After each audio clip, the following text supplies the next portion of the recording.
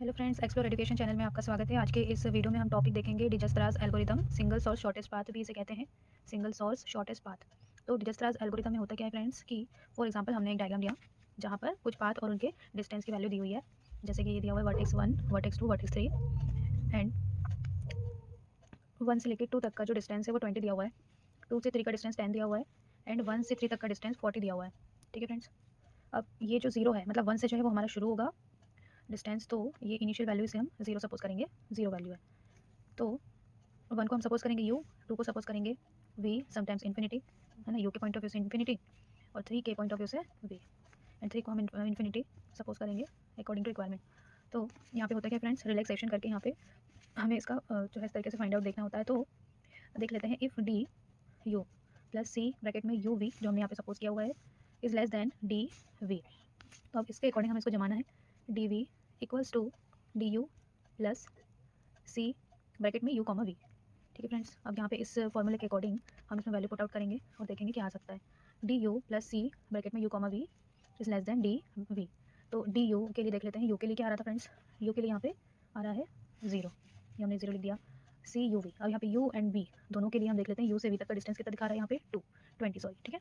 और D we अगर हम यहाँ पे अभी वी इसका सपोज कर रहे हैं तो इसके लिए क्या होगा, ये इन्फिनिटी। अगर जीरो से शुरू हो रहा है तो ये कहलाएगा हमारा इन्फिनिटी। तो अब ये हो गया 20 के लिए। नेक्स्ट स्टेप हम फॉलो करेंगे 1 से 3 के लिए।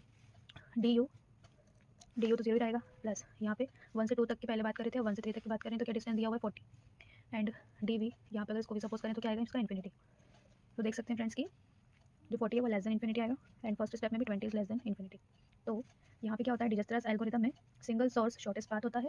अप्रोच कौन सी होती है, ग्रीडी अप्रोच होती है। रियल लाइफ एग्जांपल है इसका डिजस्ट्रास एल्गोरिथम का गूगल मैप।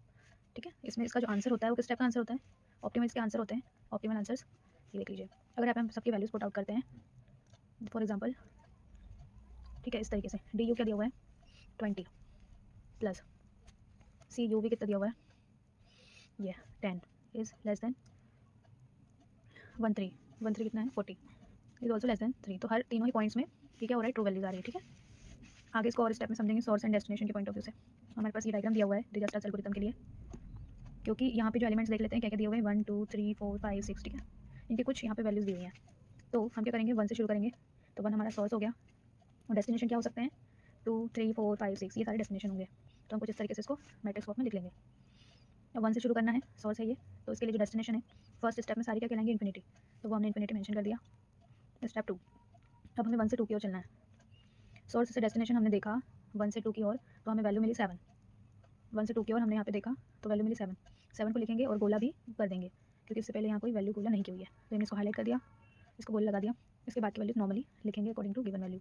अब 1 से 2 की ओर देखा, 1 से 3 की ओर हम देखेंगे, 1 से 3 पे जाने पे हमें वैल्यू दिख रही 9, तो हमने 9 लिख दिया। 1 से 4 जाने के लिए डायरेक्ट कोई वैल्यू है क्या, नहीं, तो हम क्या मेंशन करेंगे इन्फिनिटी।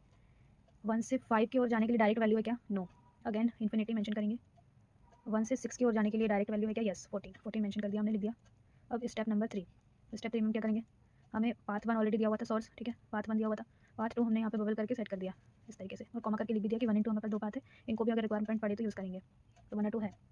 तो अब 3 की ओर चलते हैं, 1 से 3 की ओर जाने पे डायरेक्टली वैल्यू हमें 9 मिल रही है।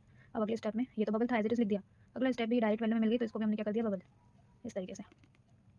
अब 1 से 4 की ओर देखेंगे, 1 से 4 के लिए जाने के लिए कोई डायरेक्ट वैल्यू है, नहीं है।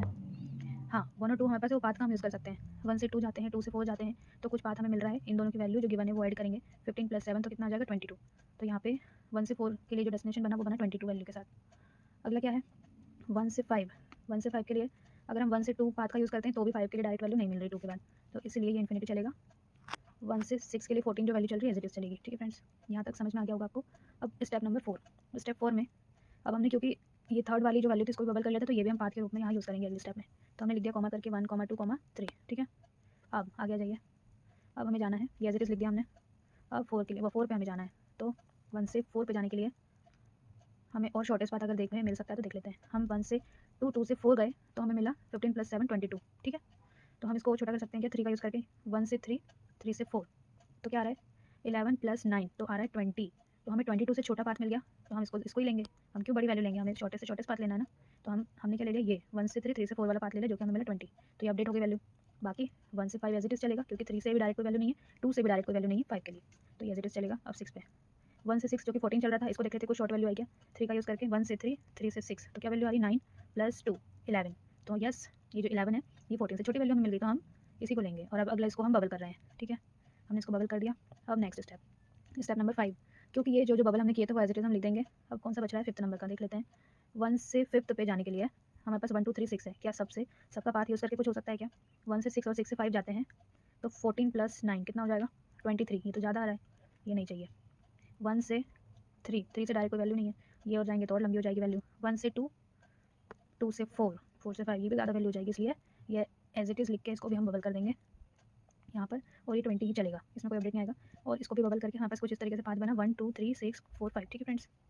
तो अब यहाँ पर ये इस पाथ को फॉलो करके कुछ इस तरीके से डिजस्टास एल्गोरिथम का डायग्राम बना, ठीक है। 1 2 3, 1 2, ये 3, ठीक है, इसके बाद ये 6, ये 4 एंड ये 5, इनकी वैल्यू अकॉर्डिंगली। तो ये ऑल ओवर हमारा डिजस्टास एल्गोरिथम है, जिसमें सोर्स एंड डेस्टिनेशन की मदद से इन डायग्राम को समझते हुए हमें सॉल्व करना होता है। तो थैंक यू फ्रेंड्स, अगर वीडियो अच्छी लगी इसको जरूर लाइक करिए और हमारे चैनल को सब्सक्राइब करिए। Thank you.